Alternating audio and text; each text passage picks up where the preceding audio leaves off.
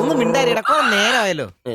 ആദ്യം അതൊന്ന് കൈ കിട്ടട്ടെ, ബാക്കിയുള്ളവന്റെ കണക്ക് തെറ്റിക്കാനായിട്ട്. നാളെ രാവിലെ കാശ് അടച്ചു കഴിഞ്ഞാൽ 2 ദിവസം കൊണ്ട് ഓട്ടോ ഡെലിവറി കിട്ടുമെന്നല്ലേ മാനേജർ പറഞ്ഞത്? അതങ്ങനെ കിട്ടുമോ? ആ ഷോറൂമിന്റെ ഓഫറാണ് ഇത്.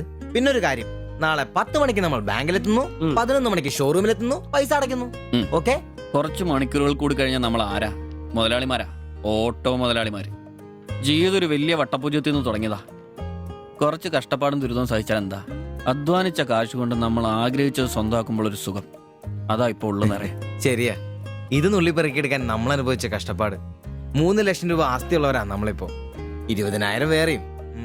ആദ്യം ഓട്ടോ, പിന്നെ അതിന് മിച്ചം പിടിച്ചൊരു ടാക്സി. നമ്മുടെ ജീവിതത്തിൽ ഇനി വെച്ചടി കേട്ടോ മോനെ. അധ്വാനിക്കാനുള്ള ഈ മനസ്സും നമ്മുടെ ഒരുമയുണ്ടെങ്കിൽ നമ്മൾ ആഗ്രഹിച്ചൊക്കെ നമ്മളെ തേടിയെത്തും, അതെനിക്ക് ഉറപ്പാ. ഒരുവൻ മുതലാളി, നമ്മൾ നാളൊരു മുതലാളി. ഇവിടെ അയൽവക്കക്കാർ കിടന്നുറങ്ങണം. അയൽവക്കക്കാര് നേരത്തെ കിടന്നുറങ്ങുമെന്ന് എനിക്ക് തോന്നുന്നില്ല. എന്നതാ കാരണം ഇന്ന് ഇവന്റെ കയ്യിൽ നിന്ന് 1000 രൂപ മേടിച്ചുകൊണ്ട് രണ്ടുപേരും ടൗണിലൊക്കെ കറക്കത്തിലായിരുന്നു. അതുകൊണ്ട് അവര് നേരത്തെ കിടന്നുറങ്ങുമെന്ന് എനിക്ക് തോന്നുന്നില്ല. ശരിയാ, അപ്പൊ ഉറങ്ങാൻ വൈകുമല്ലേ? മിക്കവാറും. ഒന്ന് പോടാ പാവങ്ങള്. ആലോചിക്കുമ്പോ കഷ്ടം തോന്നും. ജനിച്ച മണ്ണിലേക്ക് ഇനി തിരിച്ചു പോകാൻ പറ്റില്ല.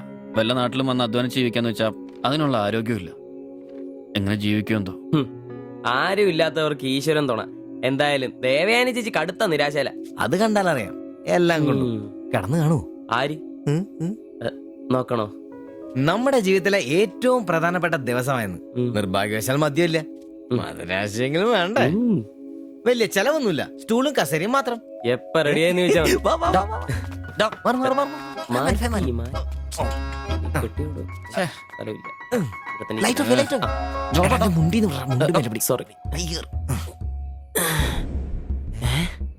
എന്നെ ഉറക്കടോ അത്? വായിന്ന് ചോരയാന്നോ? ഉറക്കമല്ലേ? എടാ സിബി വിളിക്ക്, എന്തോ പന്തികേടുണ്ട്. സിബി വിളി. എന്നാടാ ഒന്ന് കേറി നോക്കണേ, എന്താ എന്താ പറ്റിയെന്നറിയില്ല. അയ്യോ എടാ പിടിച്ചു കയറി നോക്കി. എടാ എന്തെങ്കിലും ഒന്ന് പറയടാ. അയ്യോ വാടാ.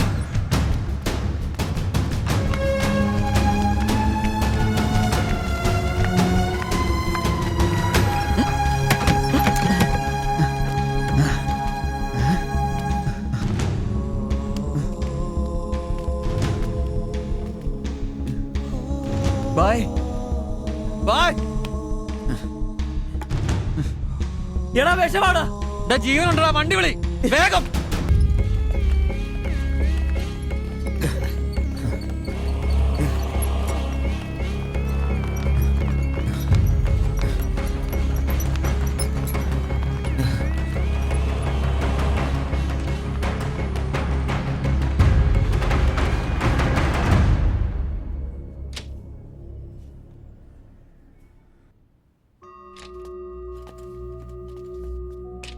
നിങ്ങളാണോ ബംഗാളി ഫാമിലി കൊണ്ടുവന്നവർ? അതെ സർ. നിങ്ങൾ അവരുടെ തൊട്ടപ്പുറത്തുള്ളവരാ. ഓ, അവർക്കിപ്പോ ഒന്നും പറയാറായിട്ടില്ല. 24 hours കഴിയാതെ ഒന്നും പറയാൻ പറ്റില്ല. അവരുടെ ബന്ധുക്കളോ നാട്ടുകാരും വന്നിട്ടുണ്ടോ? അവർക്ക് ഇവിടെ അങ്ങനെ ബന്ധുക്കളാരും ഇല്ല. സൂയിസൈഡ് അറ്റംപ്റ്റ് ആയിരുന്നല്ലോ. നിയമപ്രകാരം പോലീസിൽ അറിയിക്കേണ്ടതാണ്. മാത്തച്ചൻ സാർ എന്നെ വിളിച്ചിരുന്നു. ഇപ്പോൾ തൽക്കാലം ഞാനത് പോലീസിൽ അറിയിക്കുന്നില്ല. പക്ഷെ അവർക്ക് എന്തെങ്കിലും സംഭവിച്ചാൽ ഐ എം ഹെൽപ്ലെസ്. സാറിനോട് ഞാൻ അത് പറഞ്ഞിട്ടുണ്ട്. എന്തായാലും പ്രാർത്ഥിക്കേ നല്ലതിന് വേണ്ടി. ആൻഡ് നിങ്ങൾ ഇവിടെ കാണണം. എപ്പോഴും ആവശ്യം വരാന്നറിയില്ലോ. ഞാൻ റൂമിൽ തന്നെ കാണാം.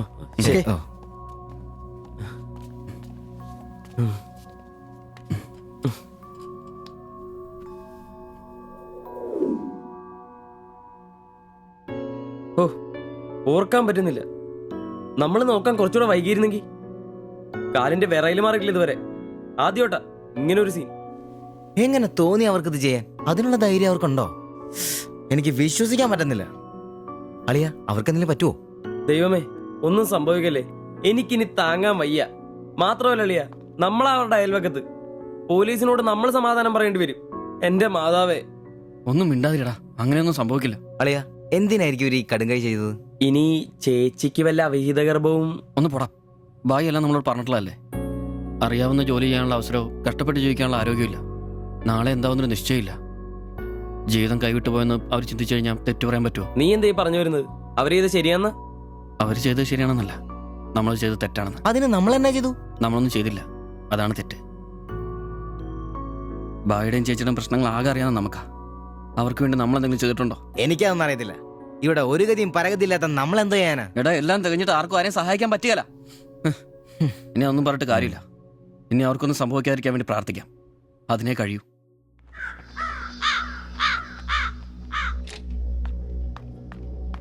സിസ്റ്ററെ ഒന്ന് കാണാൻ പറ്റുമോ? വെയിറ്റ് ചെയ്യൂ, സിസ്റ്റർ പറയാം. എന്നാ കുഴപ്പയോ? അറിയില്ല, നീ വാ. ശ്വാസം വിടൂ, ശ്വാസം വലിച്ചു വിടൂ. ഡോക്ടർ, ഐസിയുലെ പേഷ്യന്റിന് സീരിയസ് ആണ്. ജസ്റ്റ് വെയിറ്റ്, ഞാനിപ്പോ വരാം. പേടിക്കാനൊന്നുമില്ല. He is perfectly all right now. ഞാൻ അയാളോട് സംസാരിച്ചിരുന്നു. മനഃപൂർവ്വം ചെയ്താണെന്ന് അയാൾ പറയുന്നത്. എന്തോ സാമ്പത്തിക വിഷമം. അയാളൊരു ഹാർട്ട് പേഷ്യന്റ് കൂടിയാണ്. വാൽവിനൊരു പ്രോബ്ലം. അതിന്റെ വലിയ നിരാശയിലാണ്. അപ്പോ ആ ചേച്ചിക്ക്? അവർക്ക് കുഴപ്പമൊന്നുമില്ല. റിക്കവർ ചെയ്യാൻ സമയമെടുക്കും. That's all. ശരി. നിങ്ങൾ 3 പേര് ഇന്നലെ ഇവിടെ ഉണ്ടായിരുന്നല്ലേ? ഉവ്വ് ഡോക്ടർ. നിങ്ങൾ ഈ ചെയ്തത് വലിയൊരു കാര്യമാണ്. അന്യദേശത്ത് നിന്ന് ഇവിടെ വന്ന് താമസിക്കുന്ന ആളും പേരും ഇല്ലാത്തൊരു കുടുംബത്തെ സഹായിക്കാൻ മനസ്സുണ്ടാവുക എന്നുള്ളത് really great. I appreciate you. കാര്യങ്ങൾ പറയാൻ നിങ്ങളെ ഉള്ളൂ എന്നതുകൊണ്ട് പറയാണ്. ഇവരുടെ കാര്യത്തിൽ ഇനി അല്പം ശ്രദ്ധ വേണം. ആ കുമാർ കടുത്ത നിരാശയിലാണ്. ഇനിയും ഇത് ആവർത്തിച്ചേക്കാം. രോഗവും സാമ്പത്തിക ബുദ്ധിമുട്ടും ഒക്കെ അയാളെ വല്ലാതെ തളർത്തിയിരിക്കുകയാണ്. നിങ്ങൾക്ക് ടെൻഷൻ വേണ്ട. ഒരു ശ്രദ്ധ വേണമെന്ന് ഓർമ്മപ്പെടുത്തിയെന്നേ ഉള്ളൂ. ഇവിടെ കൗൺസിലിംഗ് കാര്യങ്ങളൊക്കെ ഉണ്ട്. നമുക്ക് നോക്കാം. ശരി ശരി. And one more thing please. എന്താ സർ? അധ്വാനിക്കാൻ തയ്യാറായ ഒരു മനസ്സും അതിന് വഴങ്ങാത്തൊരു ശരീരവുമാണ് കുമാറിന്റെ പ്രശ്നം, ആ കുടുംബത്തിന്റെ. അതിന് കാരണം പണിമുടക്കുന്ന കുമാറിന്റെ ഹൃദയവാൽവുകൾ തന്നെയാണ്. ആ കുടുംബത്തെ പൂർണ്ണമായും ജീവിതത്തിലേക്ക് തിരിച്ചു കൊണ്ടുവരാൻ നമുക്കാകുന്ന ഏക മാർഗം കുമാറിന്റെ ഹൃദയവാൽവുകൾ മാറ്റിവെക്കുന്ന ശസ്ത്രക്രിയയാണ്. 3 ലക്ഷം രൂപയാണ് അതിന് വരുന്ന ചെലവ്. അത് സംഘടിപ്പിക്കാനായാൽ ആ കുടുംബം സേഫായി. അധ്വാനിക്കാനുള്ള ആരോഗ്യം തിരിച്ചു കിട്ടിയാൽ ആ കുടുംബത്തിൽ സന്തോഷം തിരിച്ചു വരും. I am sure. നിങ്ങളുടെ പശ്ചാത്തലം എനിക്കറിയില്ല. മറ്റു മാർഗങ്ങളൊന്നും പറഞ്ഞു തരാനുമില്ല. സാധ്യതകളുണ്ടോ എന്ന് അന്വേഷിക്കുക. ഇവരെ എപ്പോഴും ഇങ്ങനെ രക്ഷപ്പെടുത്താൻ നിങ്ങളെ കൊണ്ടാവില്ലല്ലോ.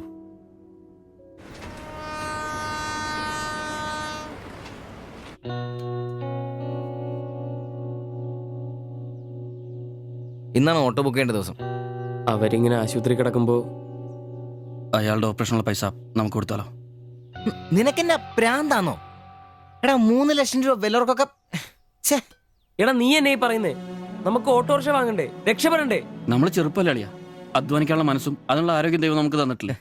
എടാ, രാവും പകലും കഷ്ടപ്പെട്ട് അധ്വാനിച്ചിട്ടുണ്ടാക്കിയ കാശാ അത്. അത് ചുമ്മാ ആർക്കെങ്കിലും ഒക്കെ കൊടുക്കാന്നൊക്കെ പറഞ്ഞ. അളിയ, നീ ഒന്ന് ആലോചിച്ച് നോക്ക്.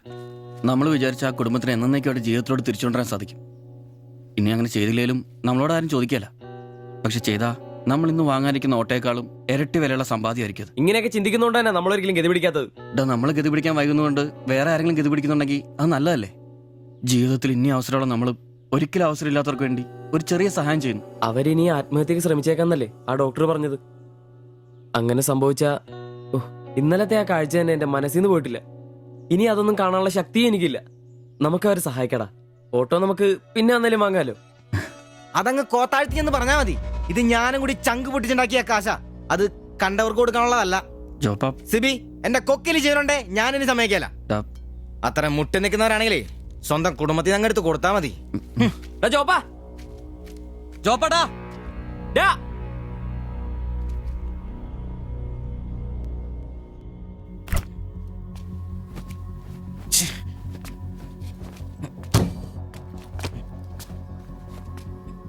ഡാ ജോപ്പാ.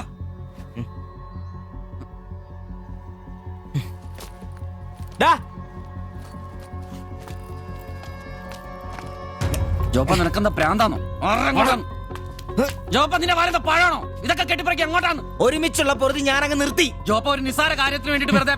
നിസ്സാര കാര്യോ? അത് നിനക്കും ഇവനും അന്തസ്സോടെ ജീവിക്കാൻ ഞാൻ ഉണ്ടാക്കിയ എന്റെ കാശ് വേറൊരാളെ തീറ്റിക്കാൻ ഞാൻ സമ്മതിക്കില്ല. ഹാ, നീ എന്നെ അത്രയും ചൂടാവുന്നേ? ഒരു നല്ല കാര്യത്തിന് വേണ്ടിയല്ലേ, അല്ലാതെ വെള്ളം അടിച്ചു കളയാൻ വേണ്ടല്ലോ. ഞാൻ വേറൊന്നും പറഞ്ഞില്ലല്ലോ. നല്ല കാര്യം ചെയ്യാൻ അവനവന്റെ പൈസ നിർത്താൻ മതി. ആ 3 ലക്ഷത്തിൽ തൊടാൻ ഞാൻ സമ്മതിക്കില്ല. നിങ്ങൾ എന്തൊക്കെ പറഞ്ഞാലും ഞാൻ ഇനി സമ്മതിക്കില്ല. സമ്മതിക്കാതിരിക്കാൻ നിന്റെ തന്ത ഉണ്ടാക്കിയ കാശ്. എന്റെ തന്ത ഉണ്ടാക്കിയ കാര്യമല്ല പറഞ്ഞത്, ഞാനും കൂടി ഉണ്ടാക്കിയ മുതലായത്. നിനക്കൊക്കെ അത്ര എന്റെ വിഹിതം തിരിച്ചാടാ. നിന്റെ അടുത്ത് അഭിപ്രായം ചോദിച്ചേ ഉള്ളൂ. നിന്റെ പൈസ നിനക്ക് എന്നാന്ന് വെച്ചാൽ ചെയ്യാം. ഒരാളും നിന്റെ അടുത്ത് ഒന്നും ചോദിക്കാം. ദാരിദ്ര്യത്തിലും പട്ടിണിയിലും ഇത്രയും കാലം ഒരുമിച്ച് വെച്ചിട്ട് കാശിന്റെ പേരില് ഇതുവരെ നമുക്കിടയിൽ എല്ലാത്തിനും ഒരു തീരുമാനം ഉണ്ടായിട്ടുള്ളൂ. ഇതിലും അങ്ങനെ തന്നെ മതി. ജോപ്പാ നിനക്ക് ഇഷ്ടമല്ലെങ്കിൽ വേണ്ട. നമ്മൾ അധ്വാനിച്ച പൈസ നമ്മൾ തന്നെ അനുഭവിക്കുന്നു. നമ്മളൊരു ഓട്ടോ ബുക്ക് ചെയ്യുന്നു, അവരവരുടെ വിധിക്ക് വിടുന്നു. ശ്ശേ.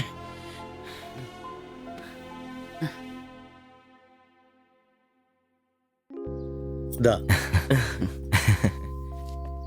Congratulation. Thank you sir. All the best. Thank you sir.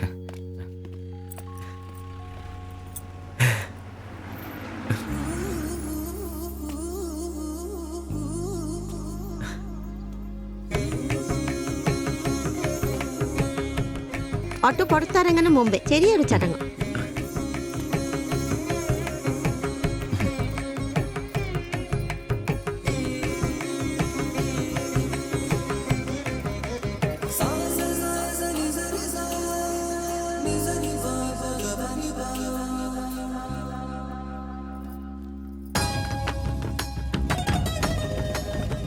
എല്ലാം മംഗളായില്ലേ? ഇനി ഗണപതി ഭഗവാനിക്ക് ഒരു തേങ്ങ അടിച്ചിട്ട് തുടങ്ങാം. 3 ലക്ഷത്തിന്റെ കട ഇതുവരെ തീർന്നിട്ടില്ല. അടിയൊക്കെ പിന്നെ ആവാം. എന്റെ ഭായിമാരെ, ഇതിനകത്ത് ഇരിക്കുന്നത് 1-2 രൂപയുടെ സാധനമല്ല, രൂപ 3 ലക്ഷത്തിന്റെ. ഒരു തേങ്ങ അടിച്ചാല് അതിലൊന്നും കുഴപ്പമില്ല. എന്നാ അടിബായ്. ഓയ്!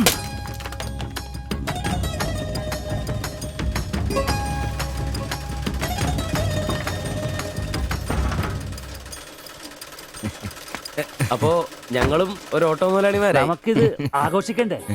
ഇനി മുതൽ നന്നായിട്ട് അധ്വാനിക്കണം. രൂപ 1-2 അല്ല CC-കാരൻ ലോൺ തന്നിരിക്കുന്നത്. ഭായ് വിഷമിക്കണ്ട, ഞങ്ങളും ഉണ്ടല്ലോ നിങ്ങളുടെ കൂടെ. എങ്കിൽ ഐശ്വര്യമായിട്ട് ജോലി തുടങ്ങിക്കോ. ചുരിദാറും ബ്ലൗസും തയ്ച്ച് വരുമാനം കൂട്ടാനുള്ളതാ. ഓക്കെ അപ്പോ ജയ് ബംഗാൾ, ജയ് തിരുവിതാംകൂർ. പുറത്തെ വാതിൽ ചാരെ പച്ചില വാലൻ തത്ത തട്ട. ഇപ്പുറത്തെ വാതിൽ ചാരെ ഇക്കിളി കൂട്ടും മൈന മൈന. വാലും ചേലും ഒന്നല്ല, കൂവും വാക്കും നോക്കും ഒന്നല്ല. കൂടും ചില്ലക്കൊമ്പതൊന്നാണ്, പറക്കും വാനം ഒന്നാണ്.